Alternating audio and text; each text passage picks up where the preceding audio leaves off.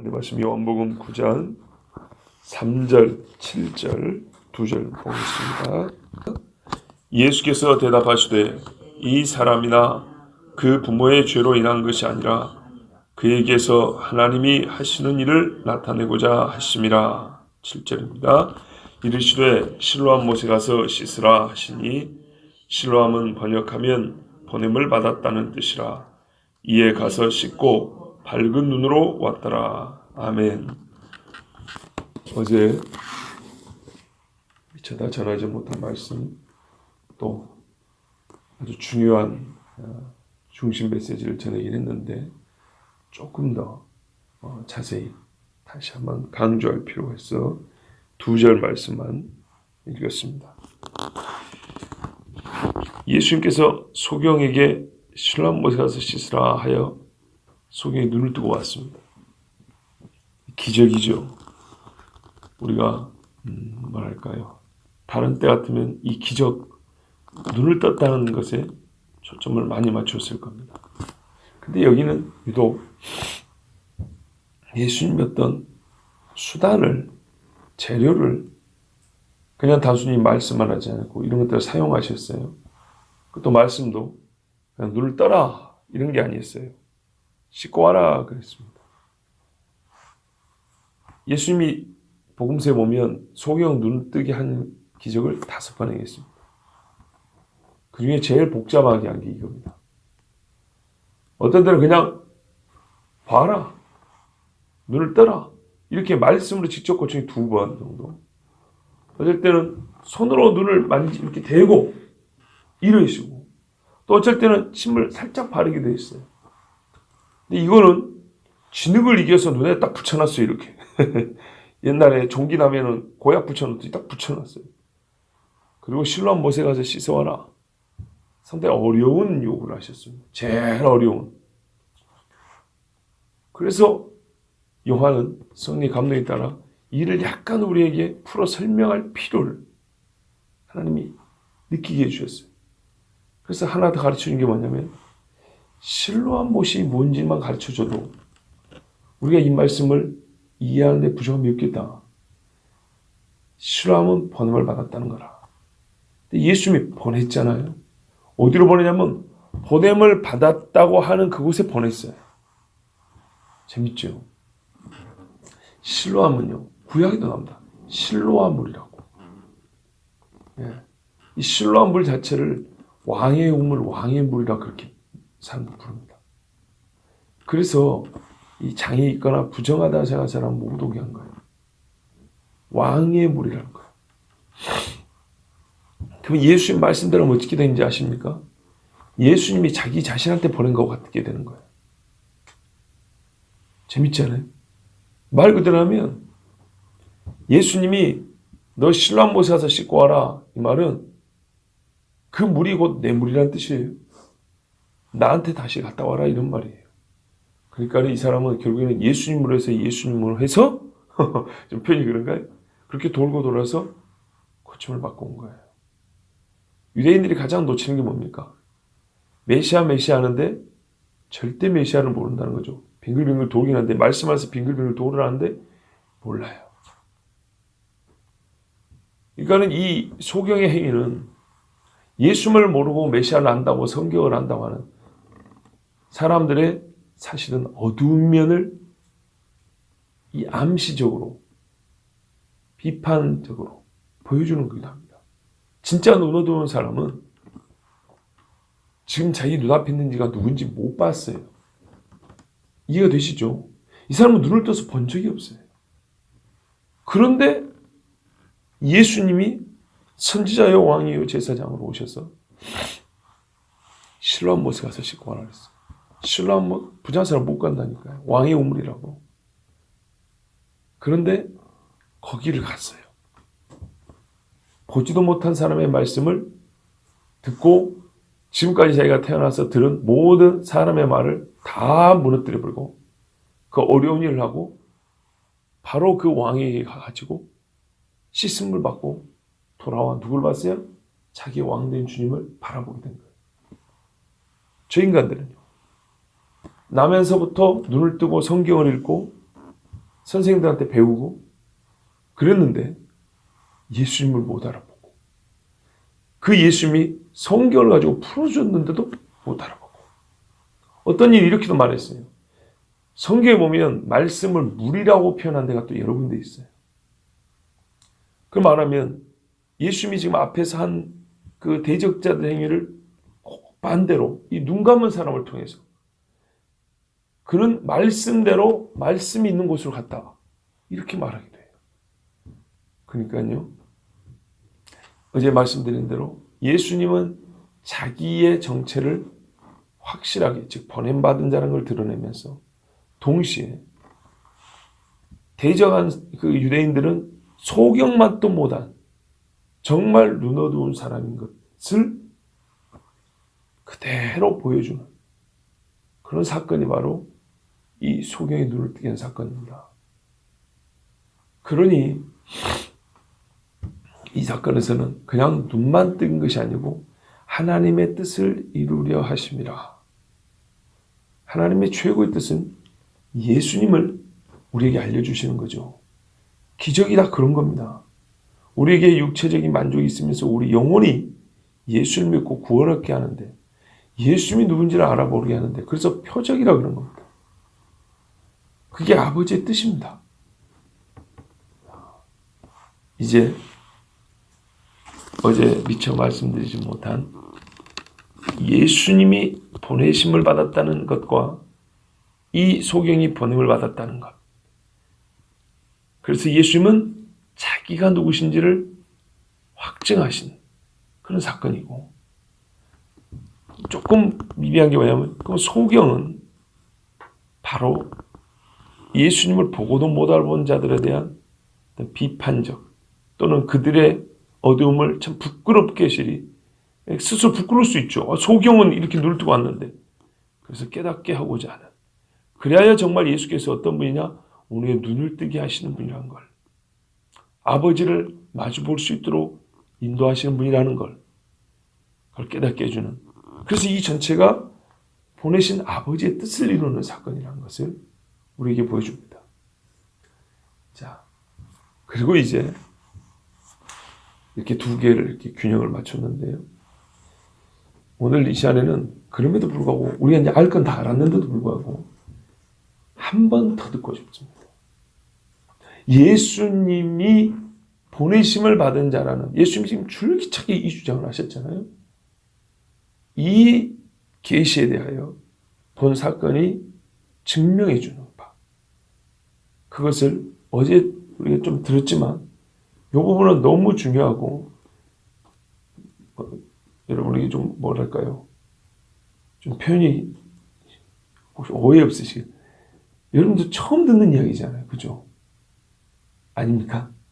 그러니까 이 사건을 관해 이렇게 그래서 처음 들을 때 좀 확실하게 확증을 하기 위해서 두 번 들을 필요가 없이 그래서 이 부분을 조금 더 전하고자 합니다. 예수님이 그러니까 이 사건의 경우는 예수님과 성부 하나님의 관계에 대해서 예수님의 사역과 성격에 대한 깨우침을 준다는 면에서 아주 중요한데요. 자, 지금까지 예수님은 대적자들과 논쟁하면서 크게 두 가지를 주장했습니다. 하나는 나는 하나님 자신이다 라고 주장을 했습니다. 직접적으로 나는 하나님이 다 이렇게 말하진 않았어요.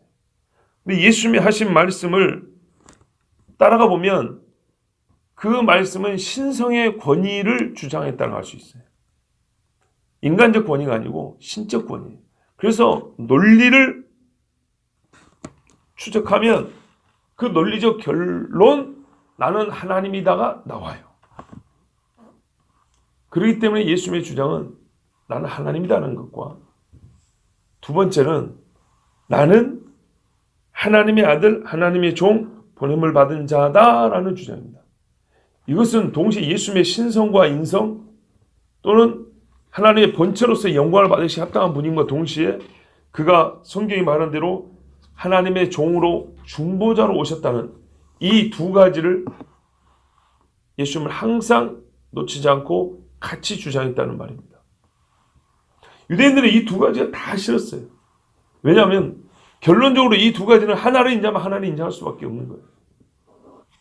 자, 그래서 이 대적자들은 뭐라 하냐면 네가 귀신 들렸다. 귀신이 시킨 대로 하는 사람이다. 귀신이 시키지 않고는 그런 말을 할 수가 없다. 귀신 들린 사람이란 말은 겁니다. 귀신 들린 사람은 이상한 짓만 하는 게 아니고요. 귀신이 시킨 짓을 합니다. 귀신이 주는 말을 합니다. 그런데도 예수님은 끝까지 나를 보내신 분은 아버지다. 그래서 나는 미친 짓을 하는 것이 아니고 아버지가 보내신 뜻을 이루는 그런 일을 하고 있다. 이렇게 주장을 했습니다. 그래서 이 사건, 이 소경의 눈을 뜨게 한 사건은 예수님의 정체를 드러내는, 그러니까 아버지가 보내신 자로서 예수님을 드러내주는 그 숨은 이야기를 품은 기적 이야기입니다. 그러니까 겉보기는 눈뜨게 한 건데 속에는 나는 아버지가 보내신 존재라, 이것을 그 속에 담고 있는 이야기라는 겁니다.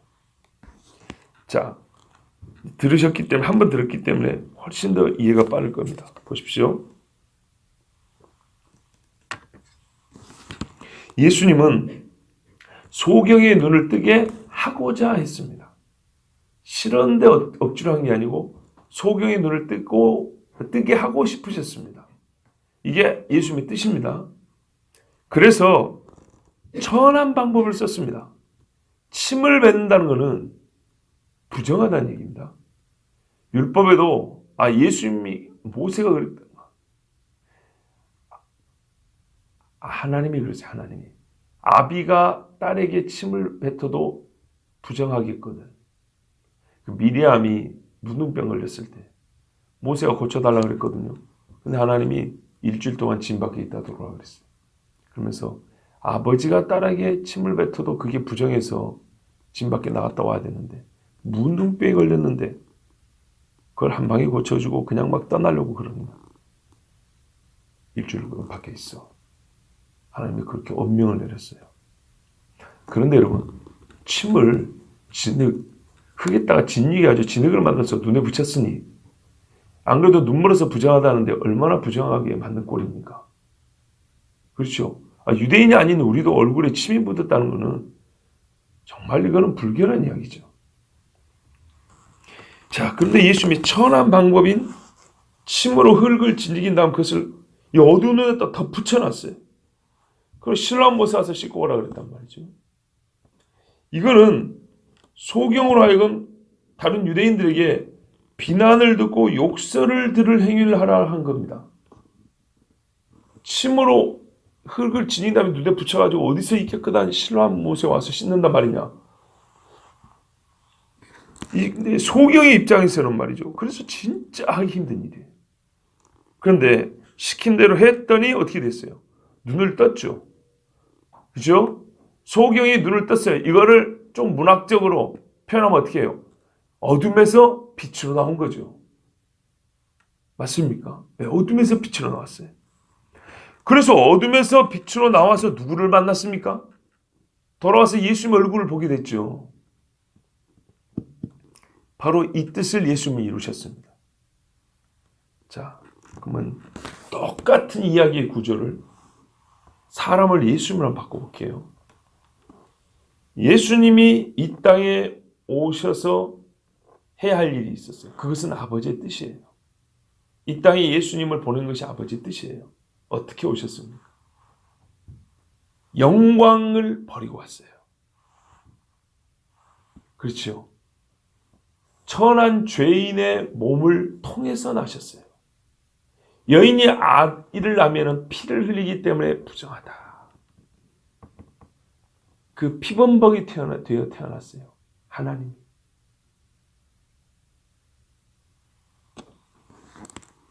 가장 천한 마구간에서 짐승이 침을 묻혀가며 염을 먹는 그 구유에 누이셨어요. 그런 방식으로 예수님이 이 땅에 왔습니다. 그리고 사람이 겪는 모든 추악하고 힘들고 고통, 우리가 추약해서 희노애락이라는 그 삶을 똑같이 사셨어요. 오늘같이 대적자들에게 공격당하는 것은 예사였고 제자에게 버림받고 배신당했습니다. 침뱉음과 채찍에 맞으시고 골고다 언덕 위에 세워진 나무 위에 못이 박혀서 가장 비참하고 끔찍하고 고통스럽게 죽으셨습니다. 왜 이렇게 했냐? 겟세마네 기도에 아버지여 나의 원대로 마옵시고 아버지의 원대로 아버지의 뜻대로 하옵소서. 이것이 아버지의 뜻이었고 이것이 아버지의 뜻을 이루는 것이었기 때문에 예수님이 이렇게 태어났고 그런 삶을 살았고 십자가에서 못 박혀 죽으셨습니다. 가장 사람이 보기에는 어울리지 않는 비천하고 불결하고 참 치욕스러운 그런 방편으로 하나님 우리를 구원하기를 기뻐하셨습니다. 성경의 이를 보고 이는 하나님의 지혜요 그랬습니다. 사람이 자기 지혜로 하나님의 그 구원을 모른다 그랬습니다. 그래서 무슨 일이 일어났습니까? 죄인들의 죄값을 치르셨으니 이로 말미암아 저와 여러분이 사마에서 생명으로 어둠에서 빛으로 나오지 않았습니까?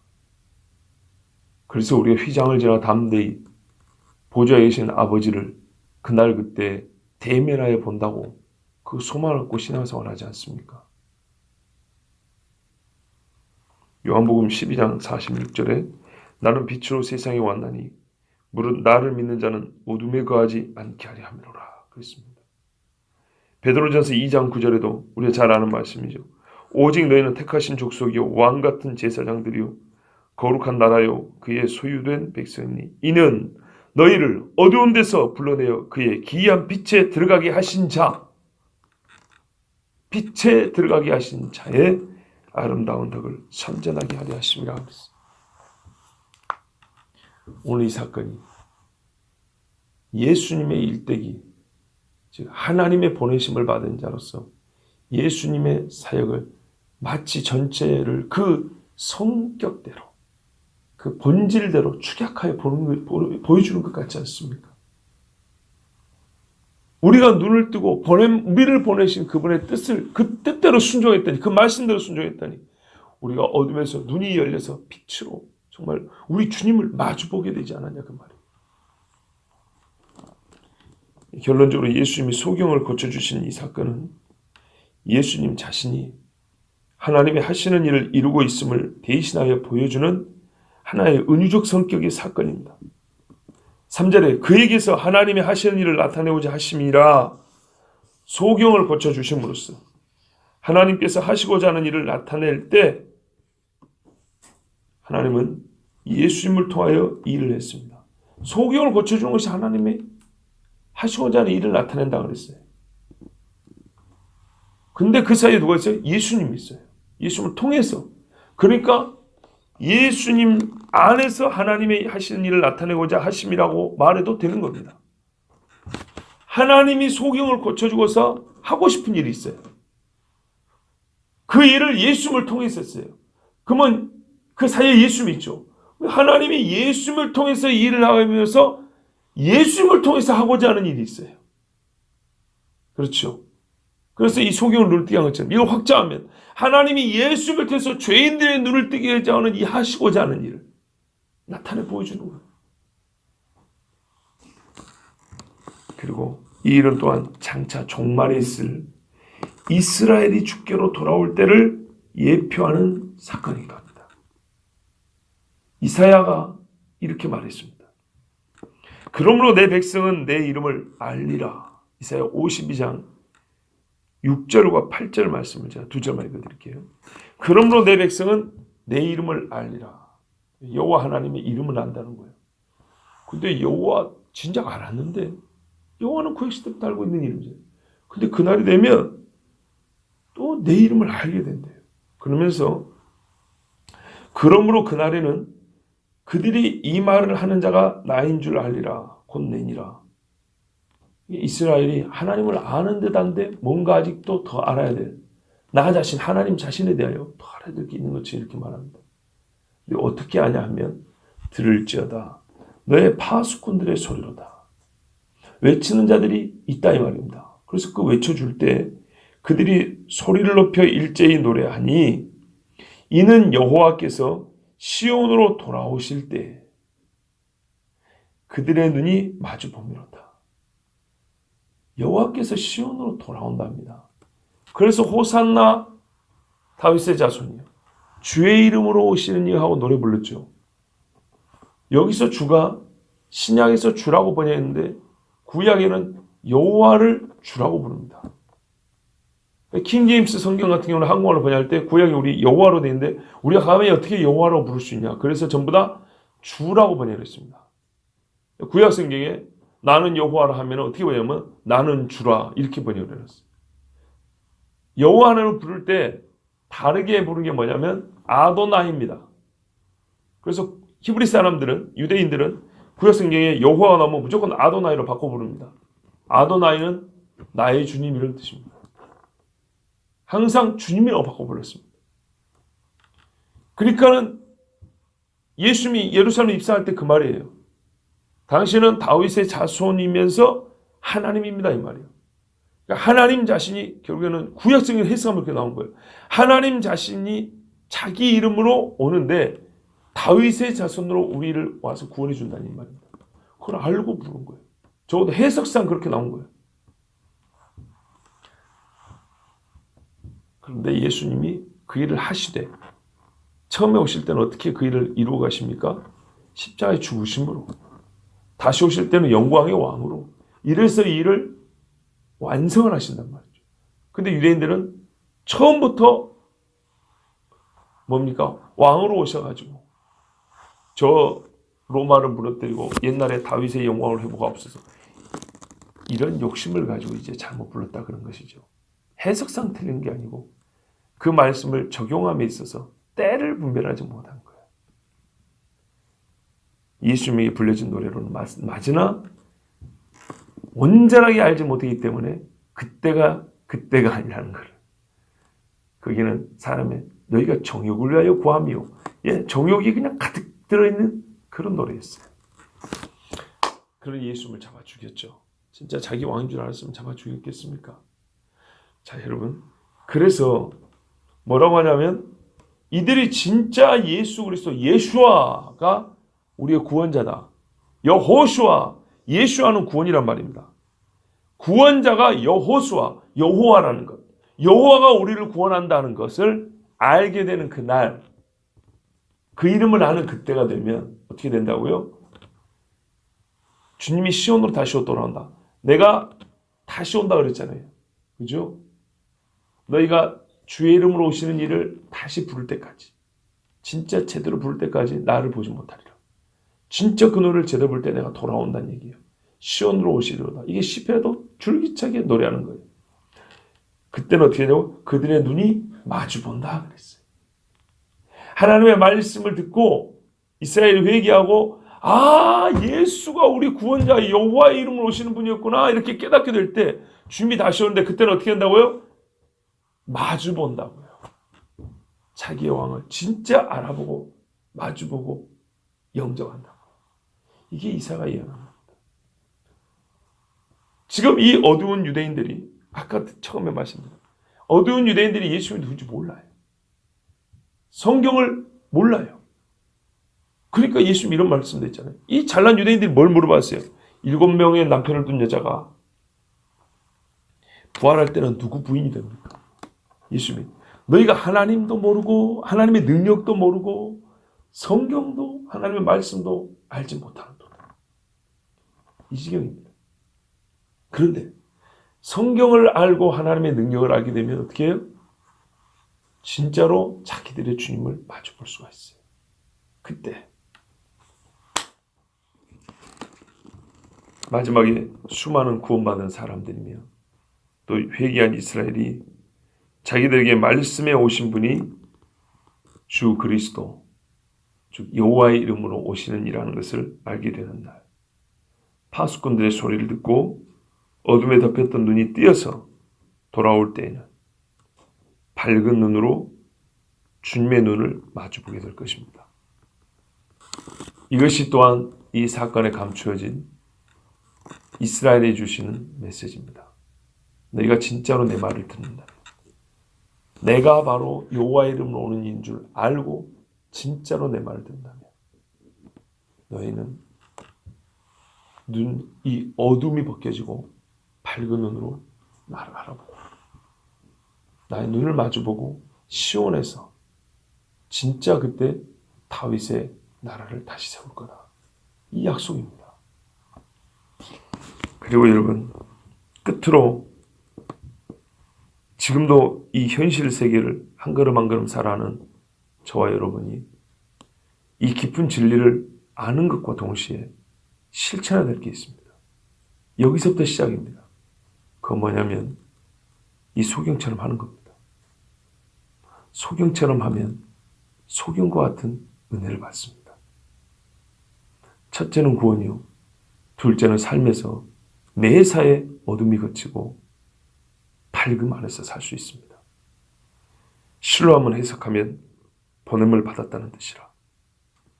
그러므로 그가 가서 씻고